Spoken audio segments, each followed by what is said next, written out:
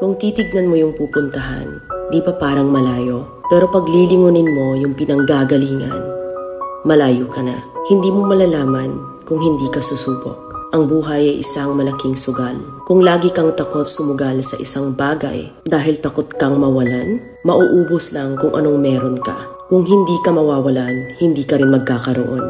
Kung ano man ang mga desisyon mo ngayon, yun ang magiging buhay mo bukas. Lakasan mo lang yung loob mo dahil ang mundong to, aapakan lang ang mga mahihina. Ibangon mo palagi ang sarili mo. Balang araw, magugulat ka na lang na ang layo na pala ng narating mo. Kahit mabagal ang progress, basta may usad at kumikilos ka, okay na yan. Wala tayong magagawa. Ganyan talaga ang proseso ng buhay. Lahat tayo nakakaranas ng hirap.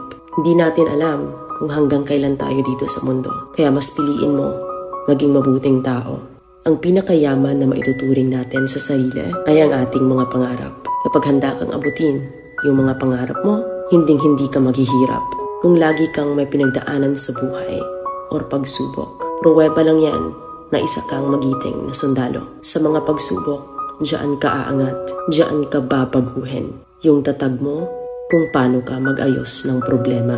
Hindi ka magtatagal sa mundo. Lubos-lubusin mo na. Gawin mo yung mga bagay na handang iangat ang sarili mo. Huwag mo isipin yung mga sinasabi ng iba at huwag na huwag kang panghihinaan ng loob dahil lahat ng tao ay may iba't ibang desisyon at iba't ibang sitwasyon. Huwag ka lang mawala ng pag-asa. Hindi mo naman kailangan madaliin lahat. May proseso ang bawat ganap mo sa buhay. Alam mo kung ano yung nakakapagod? Ang palaging patunayan ang sarili mo sa ibang tao. Sa mundong to, piliin mo ang hindi magarbo. Keep it low-key ka lang. Simple. Na kahit na alam mong meron ka, hindi ka babaguhin ng pera. Kasi lahat ng yan ay isang pansamantala lang. Pagpatuloy mo lang. Kung may pangarap ka, makakarating ka.